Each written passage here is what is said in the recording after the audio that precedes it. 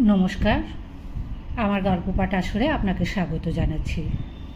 আজ আমি পড়ে শোনাচ্ছি শরৎচন্দ্র চট্টোপাধ্যায়ের একটি কালজয়ী গল্প কাশীনাথ। আজ পড়ব প্রথম পর্ব। রাত্রি 4টার সময় স্নানান্তে পূজার্নিক সমাপ্ত করিয়া টিকিটি বেশ উঁচু করিয়া বাঁধিয়া কাশীনাথ যখন ধনঞ্জয় ভট্টাচার্যের টোল ঘরের বারান্দায় বসিয়া দর্শনের সূত্র ও ভাষ্য গুনগুন স্বরে কণ্ঠস্থ করিত, তখন তাহার বাহ্য জগতের কথা আর মনে থাকিত না। প্রশস্ত ললাট দীর্ঘাকৃতি কাশীনাথ বন্দ্যোপাধ্যায় দর্শনশাস্ত্র গহনে প্রবেশ করিয়া আপনাকে দিশেহারা করিয়া ফেলিত। তাহাকে তদবস্থ দেখিয়া কত লোক কত কথা বলিত।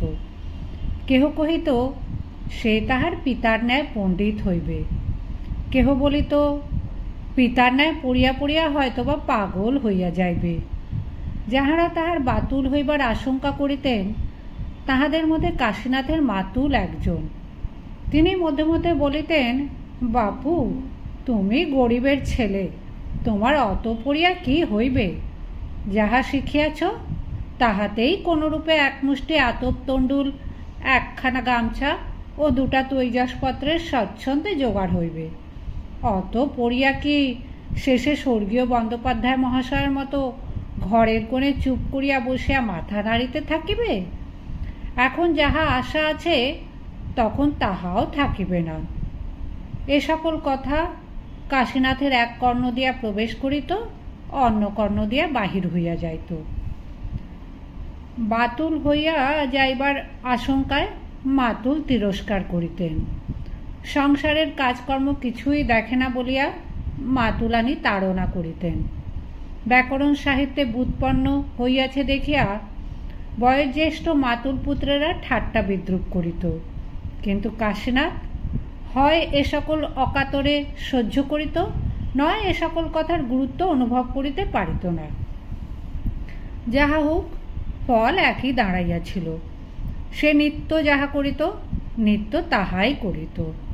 সন্ধ্যার সময় কখনো মাঠে মাঠে আপনার মনে ঘুরিয়া বেড়াইত, কখনো নদী তীরের একটা পুরাতন অশ্বত্থ বৃক্ষের শিকড়ের উপর বসিয়া অস্তগামী সূর্যের রক্তিমাভা কেমন করিয়া একটির পর একটি করিয়া আকাশের গায়ে মিলাইয়া যায় দেখিতে থাকিত। কখনো গ্রামের জমিদার বাটির শিব মন্দিরে শিবের আরতি অর্ধ নিমিলিত নেত্রে অনুভব করিতে থাকিত। কখনো বা এ সকল কিছুই করিত না, শুধু মাতুলের চণ্ডীমণ্ডপের অন্ধকারে নিভৃত কোণে কম্বলের আসন পাতিয়া চুপ করিয়া বসিয়া থাকিত। যেন জগতে তাহার কর্ম নাই, উদ্দেশ্য নাই, কামনা নাই। 12 বর্ষ বয়ক্রমকালে তাহার পিতৃবিয়োগ হইয়াছিল। এখন 18 বর্ষ বয়ক্রম হইয়াছে। এই 6 বৎসর কাল মাতৃভবনে এইরূপে কাটিয়া যাইতেছে। সে এখন কি করিতেছে, পরে কি করিবে, আগে কি করিয়াছিল, এখন কি করা প্রয়োজন ও উচিত, এসব কথা তাহার মনে আদৌ স্থান পাইত না। যেন তাহার এমনই করিয়া চিরদিন কাটিবে, যেন এমনইভাবে চিরদিন মামার বাড়ি দুবেলা দুমুঠো ভাত ও তিরস্কার খাইতে পাইবে, যেন তাহাকে আর কোথাও যাইতে হইবে না, আর কিছুই করিতে হইবে না।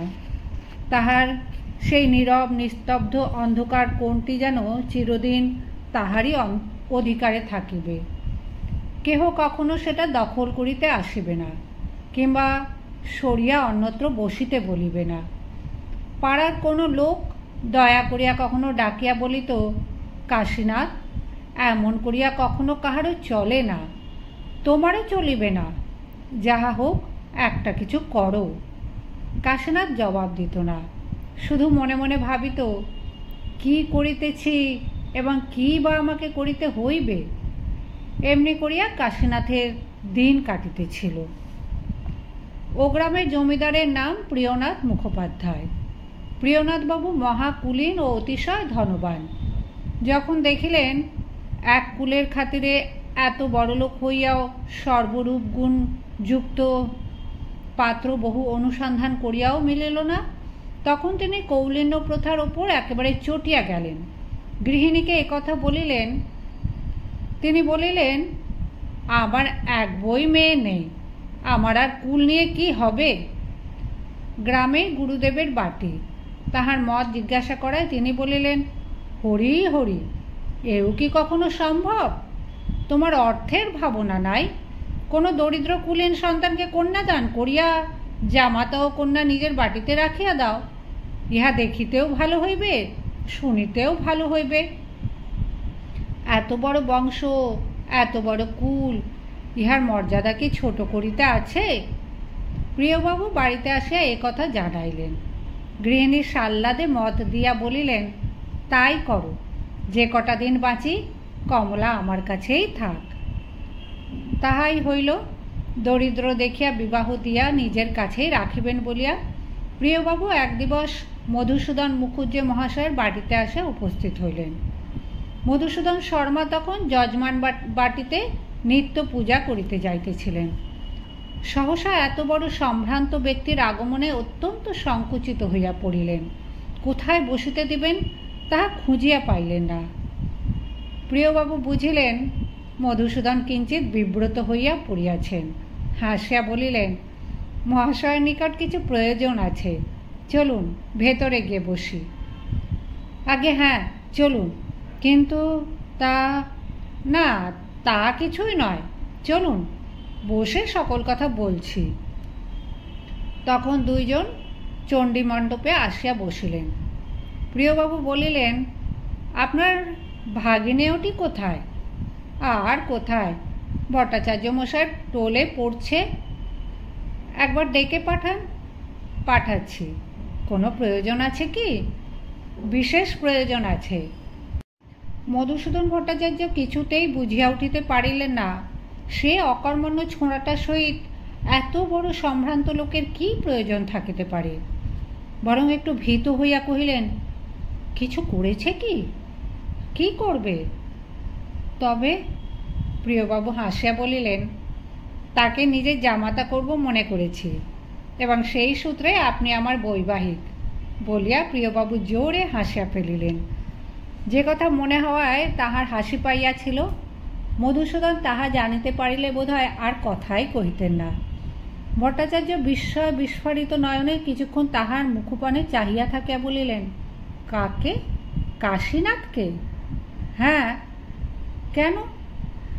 অত বড় কুলীন সন্তান আমি আর সন্ধান করে পেলাম না। আপনার এ বিবাহে অমত আছে কি? অমত? এ তো পরম সৌভাগ্যের কথা, কিন্তু সে যে পাগল। পাগল? কই, এ কথা তো কখনো শুনি নাই। তার পিতা পাগল ছিল। কাশীনাথের পিতাকে প্রিয়বাবু বিলক্ষণ চিনিতেন, এবং ইহাও জানিতেন তাহাকে অনেকেই পাগল বলিত। প্রিয়বাবু ক্ষণকাল চিন্তা করিয়া বলিলেন, ছেলেটির নাম কি? কাশীনাথ বন্দ্যোপাধ্যায়। তাকে ডেকে পাঠান, আমি একবার দেখব। মধুসূদন ভট্টাচার্য তাহাকে ডাকাইতে পাঠাইলেন। যে ডাকিতে গেল সে তাহারই কনিষ্ঠ পুত্র। সে গিয়া ডাকিল, কাশীদাদা। কাশীদাদা উত্তর দিল না। আবার ডাকিল, কাশীদাদা। এবার কাশীনাথ মুখ তুলিয়া চাহিয়া বলিল, কি? তোমাকে বাবা ডাকছেন। কেন? তা জানি নে, ও গাঁয়ের জমিদারবাবু এসেছেন, তিনিই তোমাকে ডেকে পাঠিয়েছেন। কাশীনাথ ধীরে ধীরে পুঁথি বন্ধ করিয়া বাটি আসে যেখানে প্রিয়বাবু ও তাহার মাতুল মহাশয় বসিয়াছিলেন সেইখানে আসে উপবেশন করিল। প্রিয়বাবু তাহার অঙ্গ প্রত্যঙ্গ বেশ করিয়া নিরীক্ষণ করিয়া কহিলেন, কাশীনাথ, কোথায় ছিলে? ভট্টাচার্য মহাশয়ের টোলে পড়ছিলাম। ব্যাকরণ পড়েছ? কাশীনাথ ঘাড় নাড়িয়া জানাইল, সে পড়িয়াছে। সাহিত্য পড়েছ? সামান্যই পড়েছি। এখন কি পড়ছ? সাংখ্য দর্শন। প্রিয়বাবু বলিলেন, আচ্ছা যাও, পড়োগে। কাশীনাথ চলিয়া গেল। তাহাকে কেন ডাকাইয়া আনা হইল, কেন যাইতে বলা হইল, তাহা সে কিছুই বুঝিল না। টোলে আসিয়া পুনরায় পুঁথি খুলিয়া বসিল। সে চলিয়া গেলে প্রিয়বাবু বলিলেন, কি, পাগলের না কিসের কথা বলছিলেন? মধুসূদন কহিলেন, না, পাগল ঠিক নয়, কিন্তু ওই একরকম, তাই কেউ কেউ ওকে পাগল বলে। কীরকম? সর্বদা পুঁথি নিয়ে বসে থাকে, না হয় আপন মনে ঘুরে বেড়ায়, কোনো কথায় বা কোনো কাজে থাকে না, এই রকম। আর কিছু করে? হয়তো কখনো বা একটা অন্ধকার ঘরে কোণে একা চুপ করে বসে থাকে। প্রিয়বাবু হাসিয়া বলিলেন, আর কিছু? এ হাসির অর্থ মধুসূদন ভট্টাচার্য যেন কত বুঝিতে পারিলেন।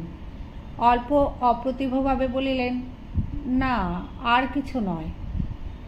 তবে বাটির ভেতর একবার জিজ্ঞাসা করে আসুন, তাদের যদি মত হয় তো এই মাসের মধ্যেই বিবাহ দিয়ে ফেলি।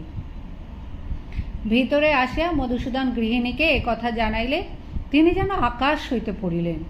বিস্ময়ের মাত্রা কিঞ্চিৎ শমিত হইলে বলিলেন, কাশীর সঙ্গে প্রিয়বাবুর মেয়ের বিয়ে? তুমি কি পাগল হলে নাকি? এতে পাগলের কথা আর কি আছে? নাই কি? কাশীনাথ কত বড় কুলীনের ছেলে মনে আছে কি? গৃহিণী দীর্ঘশ্বাস ফেলিয়া বলিলেন, আমার হরির সঙ্গে হয় না? দুইজনেই জানিতেন তাহা হয় না। কর্তাও দীর্ঘ নিঃশ্বাস ফেলিয়া বলিলেন, মত কি? গৃহিণী বিষণ্ণভাবে বলিলেন, মত আর কি, হয় হোক। কর্তা বাহিরে আসিয়া কাষ্ঠ হাসি হাসিয়া বলিলেন, ব্রাহ্মণের এতে আনন্দের সীমা নাই। উনি কাশীর জননী স্থানীয়া। যখন কাশীনাথ 2 বছরের, তখন আমার ভগিনীর মৃত্যু হয়। সেই অবধি একরকম উনিই মানুষ করেছেন। তারপর যখন স্বর্গীয় বাণিজ্য মশাইয়ের পরলোক হয়, তদবধি তো এইখানেই আছে। প্রিয়বাবু কহিলেন, সমস্তই আমি জানি, তবে আজই সমস্ত স্থির করে ফেলুন। কি স্থির করতে হবে? আপনার যেদিন সুবিধা হবে সেই দিনই আমি আশীর্বাদ করে আসব। সে কথা নয়, কৌলিন্যের মর্যাদাটা, সে বিষয়ে আমি আর কি স্থির করব?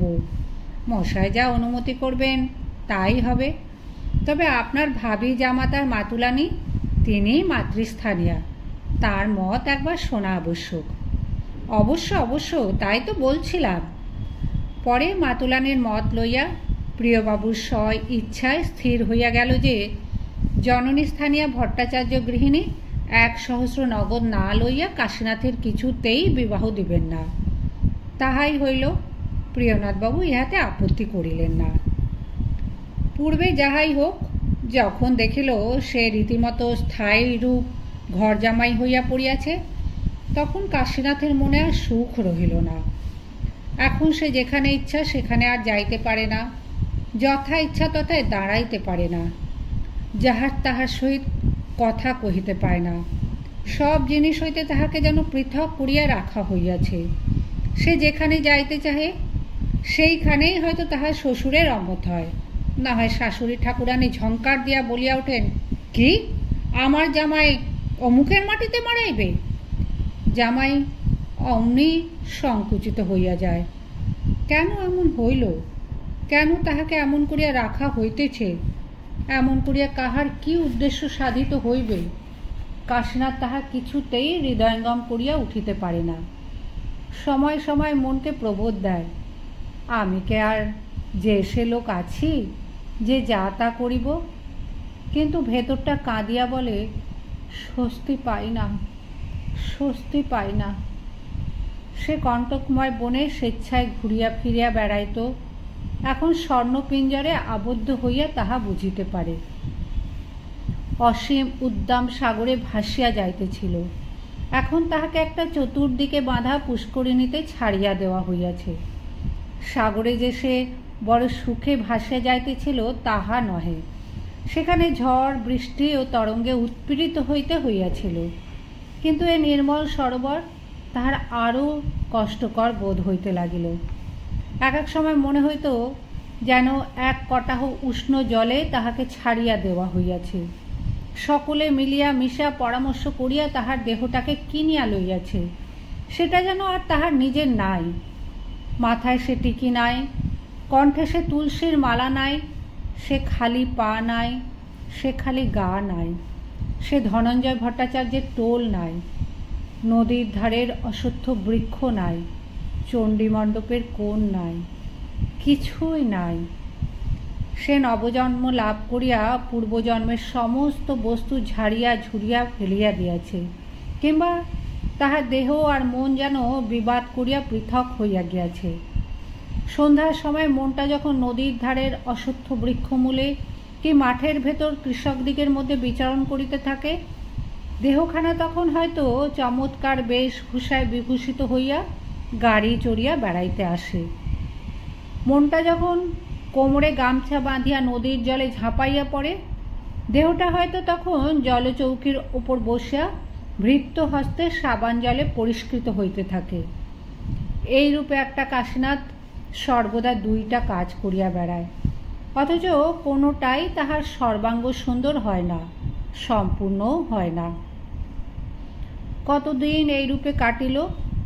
1 মাস 2 মাস করিয়া শ্বশুরালয়ে তাহার 1 বৎসর কাটিয়া গেল। প্রথম কয়েক মাস তাহার মন্দ অতিবাহিত হয় নাই। আমোদ উৎসাহে, বিশেষ একটা নতুনত্বের মোহে সে নিজের অবস্থার দোষ গুণ বিশেষ পর্যবেক্ষণ করিয়া দেখিবার সময় পায় নাই।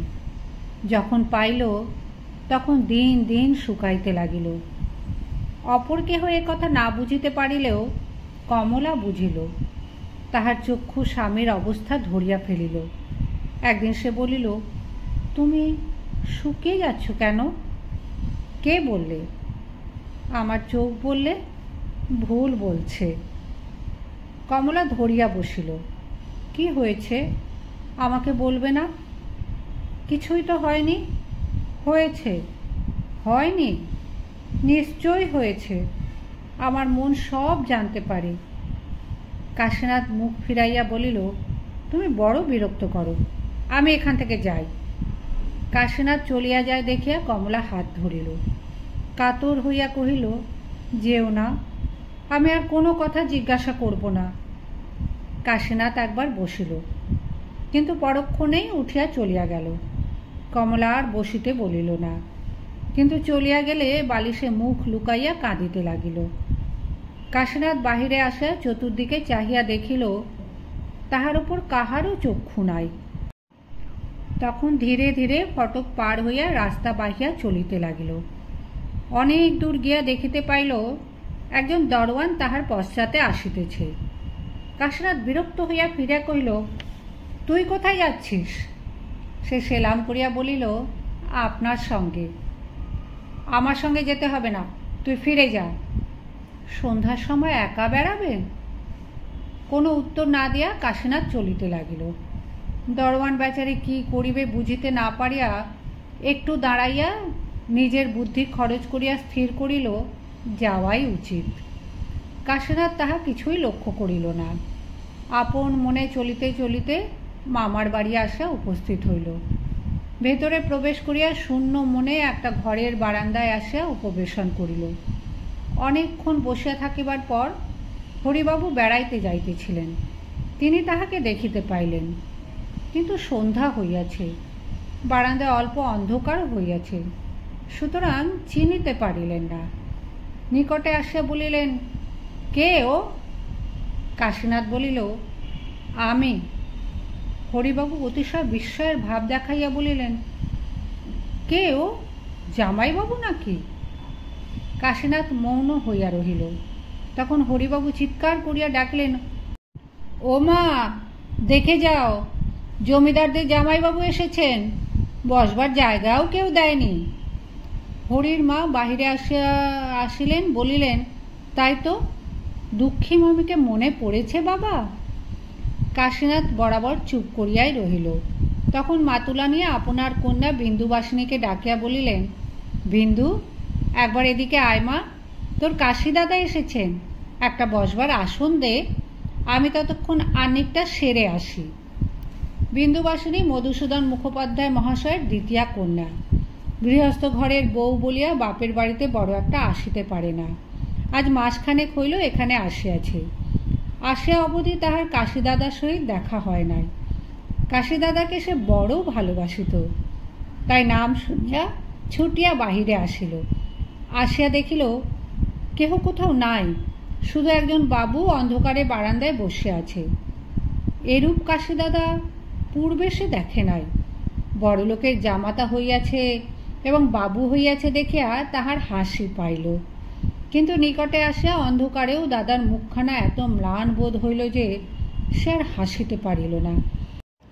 কাশীনাথের মুখ ম্লান হইতে পূর্বে কেহ দেখে নাই, বিশেষত বিন্দু। বাড়ির মধ্যে সেই কেবল কাশীনাথকে কিঞ্চিৎ চিনিতে পারিয়াছিল। সে নিকটে আসিয়া সস্নেহে হাত ধরিয়া বলিল, কাশীদাদা, এখানে একলা কেন? চলো, আমার ঘরে গিয়ে বসবে চলো। কাশীনাথ বিন্দুর ঘরে আসিয়া শয্যার ওপর উপবেশন করিল। বিন্দু কহিল, কাশীদাদা, আমি কতদিন এসেছি, তুমি একদিনও দেখতে আসুনি কেন? আসতে পারিনি বোন। কেন আসতে পারোনি? কাশীনাথ একটু ইতস্তত করিয়া কহিল, আসতে দেয় না। আসতে দেয় না? সে কি? কাশীনাথ অন্যমনস্কভাবে কহিল, ওই রকম। বিন্দু দুঃখিত হইয়া জিজ্ঞাসা করিল, তোমাকে যেখানে ইচ্ছা সেখানে যেতে দেয় না? না, দেয় না। আমি কোথাও গেলে শ্বশুরমশাইয়ের অপমান বোধ হয়। বিন্দু বুঝিল এ সকল কথা বলিতে কাশীনাথের ক্লেশ বোধ হইতেছে, তাই অন্য কথা পারিয়া বলিল, দাদা, তোমার বউ দেখালে না? কাশীনাথ মৌন হইয়া রহিল। বিন্দু আবার বলিল, কেমন বউ হয়েছে? ভালো। তবে আমি একদিন গিয়ে দেখে আসব। কাশীনাথ মুখ তুলিয়া বিন্দুর মুখের পানে চাহিল। ঈষৎ হাসিয়া বলিল, যেও। এমন সময় গুম গুম শব্দে একখানি গাড়ি আসিয়া সদরে থামিল। বিন্দু বলিল, ওই বুঝি তোমার গাড়ি এলো? বোধ হয়। যাবার সময় জিজ্ঞাসা করিল, কবে যাবে? কোথায়? বউ দেখতে। বিন্দু মুখ টিপিয়া হাসিয়া বলিল, তোমার যবে সুবিধা হবে সেই দিন এসে নিয়ে যেও। কাল আসবো? এসো। পরদিন কাশীনাথ গাড়ি লইয়া নিজে আসিল। বিন্দু যাইবার সময় কোথা হইতে হরিবাবু আসিয়া পড়িলেন। তিনি আসিবার সময় গাড়ি দেখিয়া কাশীনাথের আগমন কতকটা অনুমান করিয়াছিলেন। ভেতরে আসিয়া বিন্দু কোথায় যাইতেছে জিজ্ঞাসা করায় মা বলিলেন, বৌমাকে একবার দেখতে যাচ্ছে। কোন বৌমাকে? জমিদারের মেয়েকে? গৃহিণী কথা কহিলেন না। তখন হরিবাবু মহা গম্ভীরভাবে বলিলেন, বিন্দু যদি ওখানে যায় তাহলে এই জন্মে আমি আর ওর মুখ দেখব না। মা বিস্মিত হইয়া কহিলেন, সে কি রে, ভাইয়ের বউকে দেখতে যাবে, তাতে দোষ কি? দোষের কথা তোমাকে বুঝিয়ে দেওয়ার সময় নাই। বিন্দু যদি আমার কথা না শোনে তাহলে এ বাড়িতে সে যেন আর না আসে। হরিদাদা কি প্রকৃতির মানুষ বিন্দুর তাহা অবিদিত ছিল না। সে নিঃশব্দে ঘরে গিয়া কাপড় চোপড় খুলিয়া রাখিল। কাশীনাথ দাঁড়াইয়া সব দেখিল। তাহার পর ম্লান মুখে গাড়িতে আসিয়া বসিল। সন্ধ্যার সময় কমলা জিজ্ঞাসা করিল, কই, ঠাকুরজি এলেন না? কাশীনাথ কাতরভাবে বলিল, তাঁরা পাঠালেন না। কেন? তা জানি না। বোধ হয় এখানে পাঠাতে তাদের লজ্জা বোধ হয়। কথাগুলি কমলার বুকের ভেতর গিয়া বিঁধিয়া রহিল।